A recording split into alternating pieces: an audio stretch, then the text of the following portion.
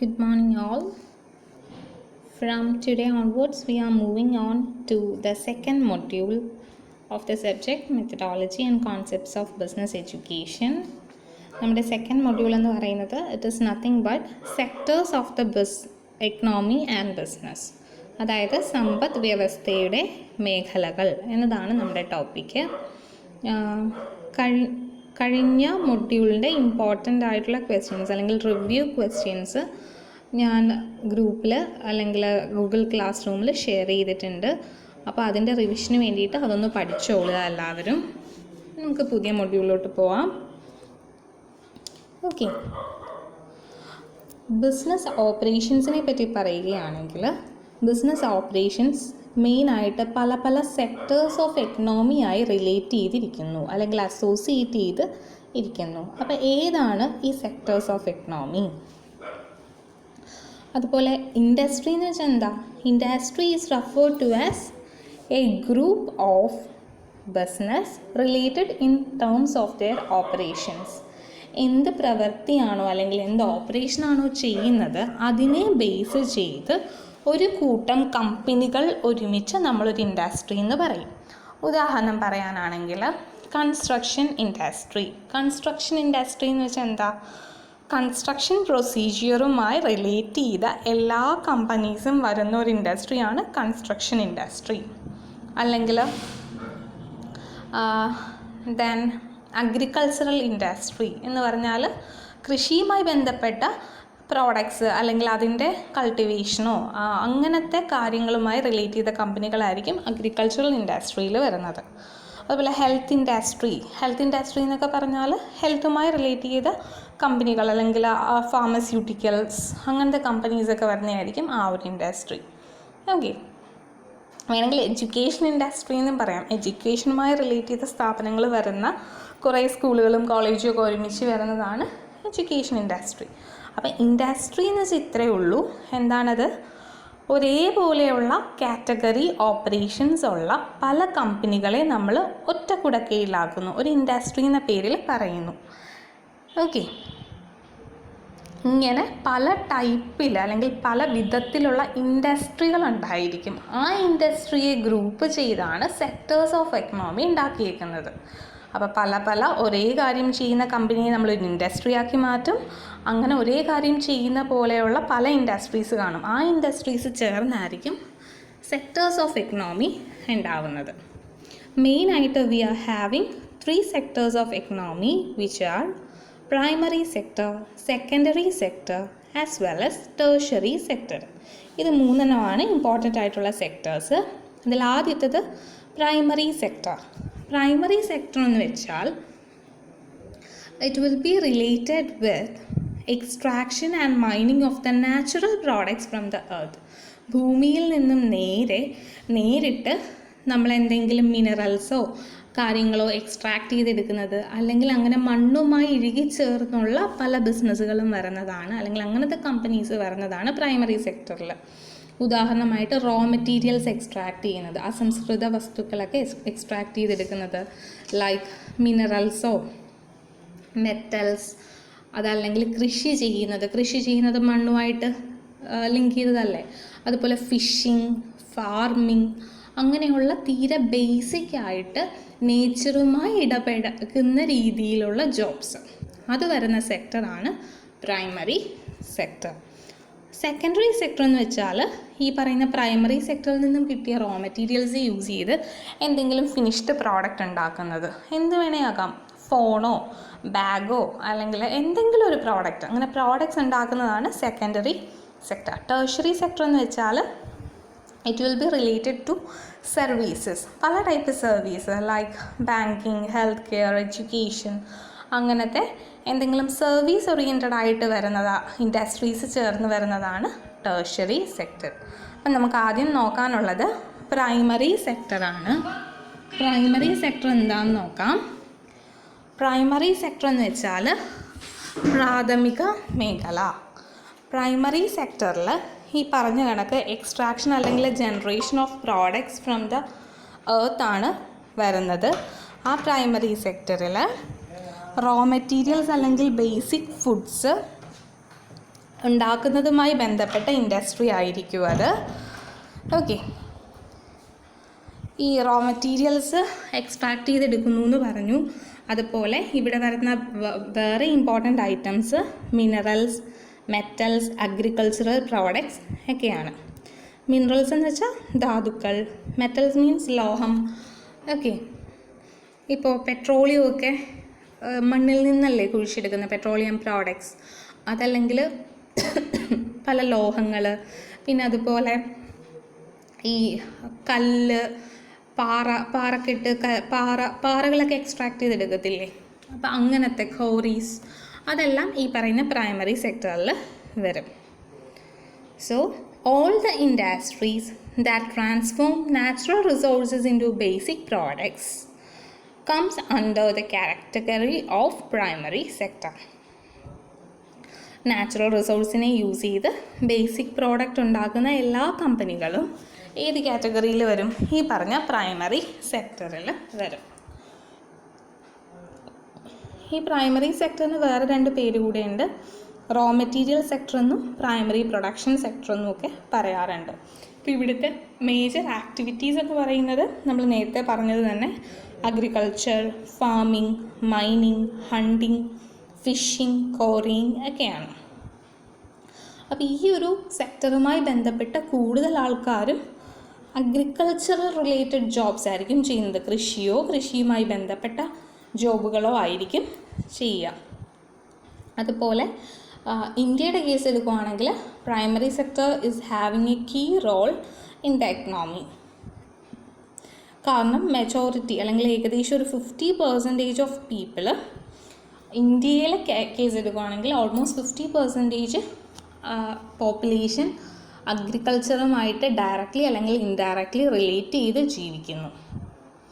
ഈ പറഞ്ഞ കാര്യങ്ങളൊക്കെ തന്നെയാണ് ഫീച്ചേഴ്സ് എന്ന് പറഞ്ഞ് കൊടുത്തേക്കുന്നത്. അതിൽ ഞാൻ എക്സ്ട്രാ ഒരു പോയിന്റ് കൊടുത്തിട്ടുണ്ട്. The people who are engaged in the primary sector jobs are known as red collar workers. ഈ പറയുന്ന പ്രൈമറി സെക്ടറുമായി ബന്ധപ്പെട്ട ജോലി ചെയ്യുന്ന ആളുകളെ നമ്മൾ വിളിക്കുന്ന, അങ്ങനത്തെ വർക്കേഴ്സിനെ വിളിക്കുന്ന പേരാണ് റെഡ് കോളർ വർക്കേഴ്സ്. അപ്പോൾ ഫാർമേഴ്സ് അല്ലെങ്കിൽ ഹണ്ട് ചെയ്യുന്നവർ, ഫിഷിങ്ങുമായിട്ട് ബന്ധപ്പെട്ട് ജോലി ചെയ്യുന്നവർ, ഇവരൊക്കെ ഏത് കാറ്റഗറിയിൽ വരും? റെഡ് കോളർ വർക്കേഴ്സ് എന്ന കാറ്റഗറിയിൽ വരും. റെഡ് കോളർ ഇത്രയേ ഉള്ളൂ, നേച്ചറുമായിട്ട് ഡയറക്റ്റ്ലി ലിങ്ക് ചെയ്യുന്ന രീതിയിൽ ജോലി ചെയ്യുന്ന workers. Next is role, importance or benefits of primary sector. ഈ പ്രൈമറി സെക്ടർ കൊണ്ടുള്ള റോള് അല്ലെങ്കിൽ ഇമ്പോർട്ടൻസ്, ബെനിഫിറ്റ്സ്, അഡ്വാൻറ്റേജ് ഇതൊക്കെ എന്താണ്? First one, exploration of natural resources. Natural റിസോഴ്സിനെ വേണ്ട രീതിയിൽ യൂസ് ചെയ്യുന്നത് ഈ പ്രൈമറി സെക്ടറാണ്. ഓക്കെ, അതുപോലെ തന്നെ സ്കേഴ്സ് റിസോഴ്സസിൻ്റെ കേസ് വരുമ്പോൾ, സ്കേഴ്സ് റിസോഴ്സ് മീൻസ് നമുക്ക് അധികം ലഭ്യമല്ലാത്ത, മേ ബി എക്സ്റ്റിങ്ഷൻ്റെ വക്കിലൊക്കെ എത്തുന്ന രീതിയിലുള്ള റിസോഴ്സുകളില്ലേ, അങ്ങനെയുള്ള റിസോഴ്സുകളും ഒട്ടും വേസ്റ്റേജ് ഇല്ലാതെ ഒപ്റ്റിമം യൂട്ടിലൈസേഷൻ ചെയ്യുന്നത് ഈ പ്രൈമറി സെക്ടർ വഴിയാണ്. സെക്കൻഡ് വൺ, നേച്ചറുമായി ബന്ധപ്പെട്ടതാണെന്ന് പറഞ്ഞു, മണ്ണുമായിട്ട് റിലേറ്റ് ചെയ്ത സെക്ടറാണെന്ന് പറഞ്ഞു, കൃഷി ചെയ്യുന്നത് ഇവിടെയാണ്. അപ്പോൾ it is the sector that provides food അല്ലെങ്കിൽ ഫുഡ് റിലേറ്റഡ് ന്യൂട്രിയൻസിൻ്റെയൊക്കെ സപ്ലൈ വരുന്നത് ഈ ഒരു സെക്ടറിൽ നിന്നാണ്. It may includes food grains, vegetables, milk, fish, meat and all other food items required by the nation. അതുകൊണ്ട് തന്നെ ഇതിന്, ഈ ഒരു സെക്ടറിന് അതിൻ്റേതായ ഇമ്പോർട്ടൻസ് ഉണ്ട്. സപ്പോസ് പ്രൈമറി സെക്ടർ കൂടുതൽ സ്ട്രെങ്തൻ അല്ലെങ്കിൽ നമുക്ക് വേറെ രാജ്യത്തിൽ നിന്നും ഫുഡൊക്കെ ഇങ്ങോട്ട് ഇമ്പോർട്ട് ചെയ്തെടുക്കേണ്ട ആവശ്യമൊക്കെ ഉണ്ടാവും. അപ്പോൾ അതൊക്കെ കൂടുതൽ പൈസ ചിലവാണ്. അതുപോലെ വിശ്വസിച്ച് നമുക്ക് ഫുഡ് കഴിക്കാൻ പറ്റില്ല. പകരം സ്വന്തം നാട്ടിൽ തന്നെ കൾട്ടിവേറ്റ് ചെയ്ത് വരുന്നതാണെങ്കിൽ നമുക്ക് കുറച്ചുകൂടെ വിശ്വസിക്കാൻ പറ്റുമായിരിക്കും, വിഷമൊക്കെ കുറവായിരിക്കും എന്നൊക്കെ വിശ്വസിക്കാം. Then supports industrialization. Primary sector എന്ന് പറയുന്നത് ബാക്കി 2 സെക്ടേഴ്സിൻ്റെയും ബാക്ക് ബോൺ എന്ന രീതിയിലാണ് നമ്മൾ കൺസിഡർ ചെയ്യുന്നത്. ബിക്കോസ് പ്രൈമറി സെക്ടറിൽ നിന്നും കിട്ടുന്ന, എക്സ്ട്രാക്ട് ചെയ്തെടുക്കുന്ന റോ മെറ്റീരിയൽസ് ആണ് ബാക്കി സെക്ടേഴ്സിൽ യൂസ് ചെയ്യുന്നത്. അപ്പോൾ ഈ ഒരു സെക്ടർ പ്രോപ്പറായിട്ട് ഫങ്ഷൻ ചെയ്തില്ലെങ്കിൽ ബാക്കി പറയുന്ന സെക്ടേഴ്സ് വർക്ക് ചെയ്യാൻ പറ്റില്ല. അതുപോലെ തന്നെ അടുത്തൊരു പോയിന്റ്, ഇറ്റ് ഇൻക്രീസസ് GDP. നേഷൻ്റെ gross domestic product almost 25% contribute ചെയ്യുന്നത് ഈ പറഞ്ഞ സെക്ടറാണ്, പ്രൈമറി സെക്ടറാണ്. It also helps in employment generation. Employment case എടുത്താലും ഓൾമോസ്റ്റ് 50% അല്ലെങ്കിൽ മോർ ദാൻ 50% പോപ്പുലേഷൻ ഈ പറഞ്ഞ പ്രൈമറി ആക്ടിവിറ്റീസ് ആയിരിക്കും ചെയ്യുക. അങ്ങനെ കുറേ പേർക്ക് എംപ്ലോയ്മെൻറ്റ് കിട്ടുന്നു. Now comes the problems in the primary sector. Primary സെക്ടറിൻ്റെ പ്രോബ്ലംസ് എന്താണ്? First one is monopoly of affluent firms. Affluent ഫേംസിൻ്റെ മൊണോപോളി എന്ന് വെച്ചാൽ ഏകാധിപത്യം എന്നൊക്കെ പറയില്ലേ, അതായത് കുറച്ച് കമ്പനികൾക്ക് അല്ലെങ്കിൽ കുറച്ച് വ്യക്തികൾക്ക് മാത്രം ഭയങ്കരമായ അധികാരം അഥവാ പവർ കയ്യിൽ വരും. അപ്പോൾ ഈ അധികാരം അല്ലെങ്കിൽ കൂടുതൽ ധനമൊക്കെ ഉള്ളവർ പറയുന്നത് മാത്രമായിരിക്കും ബാക്കിയുള്ളവർ കേൾക്കുന്നത്. അങ്ങനൊരു കേസ് പോവും. ഇത് പ്രത്യേകിച്ച് സംഭവിക്കുന്നത് കോൾ അല്ലെങ്കിൽ മിനറൽസിൻ്റെയൊക്കെ എക്സ്ട്രാക്ഷനോ മൈനിങ്ങുമായിട്ട് ബന്ധപ്പെട്ടായിരിക്കും. ഇപ്പോൾ പെട്രോളിയം പ്രോഡക്റ്റ്സ് ഒക്കെ നമുക്ക് എല്ലാവർക്കും പോയി മൈൻ ചെയ്തെടുക്കാൻ, കുഴിച്ചെടുക്കാനുള്ള പെർമിഷൻ ഉണ്ടോ?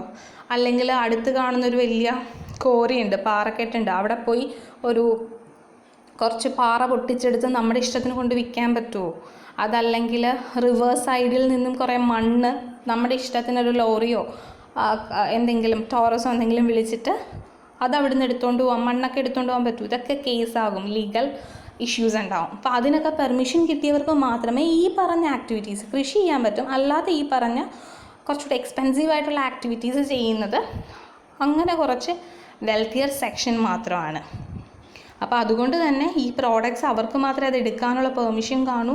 സോ അവർ പറയുന്ന വിലയ്ക്കായിരിക്കും അത് ബാക്കിയുള്ളവർ വാങ്ങേണ്ടി വരുന്നത്. അങ്ങനൊരു മോണോപ്പൊളി ഉണ്ടാകാൻ, അഫ്ലുവൻറ്റ് ഫേംസിന് മോണോപ്പൊളി ഉണ്ടാകാനുള്ള ചാൻസ് കൂടുതലാണ്. അതുപോലെ ഒരു പക്ഷേ ലേബർ എക്സ്പ്ലോയിറ്റേഷനും ഉണ്ടാവും.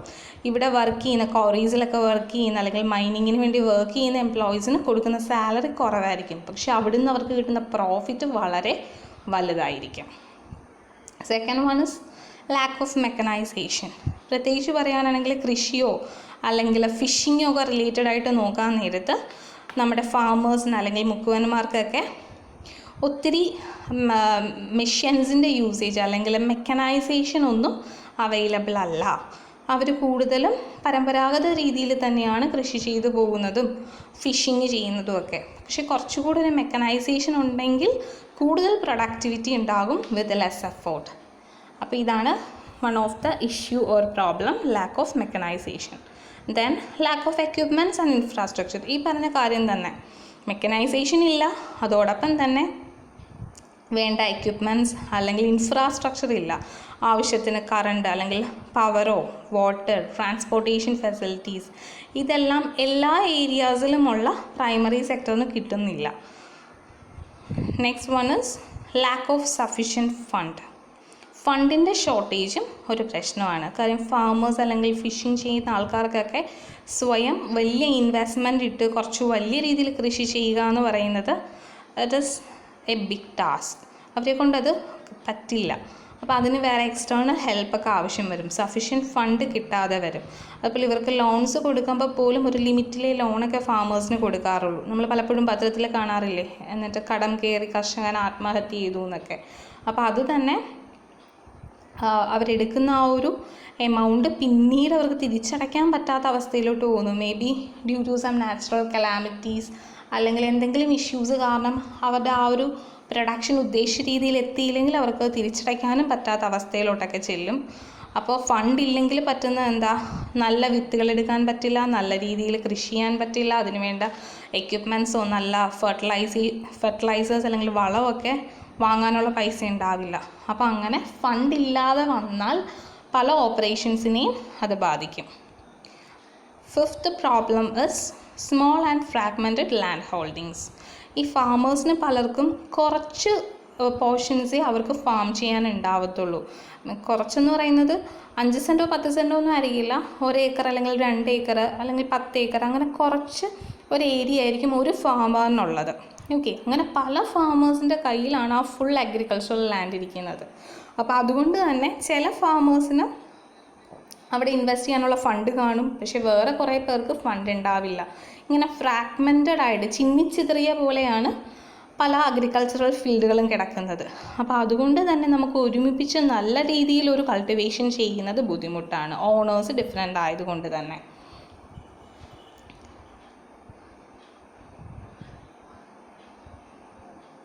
ഫ്രാഗ്മെൻറ്റഡ് ലാൻഡ് അർത്ഥം ഇതാ കൊടുത്തേക്കുന്നത്. It is a single farm containing large number separated plots own by different individuals. Kuttanad ഏരിയയിൽ നിങ്ങൾ ആരെങ്കിലും പോയിട്ടുണ്ടെങ്കിൽ അല്ലെങ്കിൽ ആ വഴി കൂടെ പാസ് ചെയ്തിട്ടുണ്ടെങ്കിൽ കണ്ടിട്ടുണ്ടാവും, നമ്മൾ ആ പാടം കാണുമ്പോൾ നോക്കുമ്പോൾ കുറേ വരമ്പിൻ്റെ ഇതിൽ സ്ക്വയറായിട്ടോ റെക്റ്റാങ്കുലറായിട്ടോ ഓരോ പ്ലോട്ടുകൾ കാണും. ദൂരത്തു നിന്ന് നോക്കുമ്പോൾ നമുക്ക് തോന്നും ഇച്ചിരിയേ ഉള്ളൂ എന്ന്, പക്ഷേ അത് ഏക്കറൊക്കെ ആയിരിക്കും, 1 ഏക്കർ 2 ഏക്കർ അങ്ങനെ പല ഏരിയാസ് ആയിരിക്കും. ബട്ട് സ്റ്റിൽ ആ ഫുള്ളൊരു ഏരിയ നോക്കുമ്പോൾ അതിലൊരു ചെറിയ പാർട്ട് മാത്രമാണ് ഒരു വ്യക്തിയുടേത്, ബാക്കി പാർട്ട് വേറൊരാളുടെയാണ്. അങ്ങനെ 100 കണക്കിന് ആൾക്കാരുടെ ആയിരിക്കും നമ്മൾ ആ പാസ് ചെയ്യുമ്പോൾ കാണുന്ന പ്ലോട്ടുകൾ.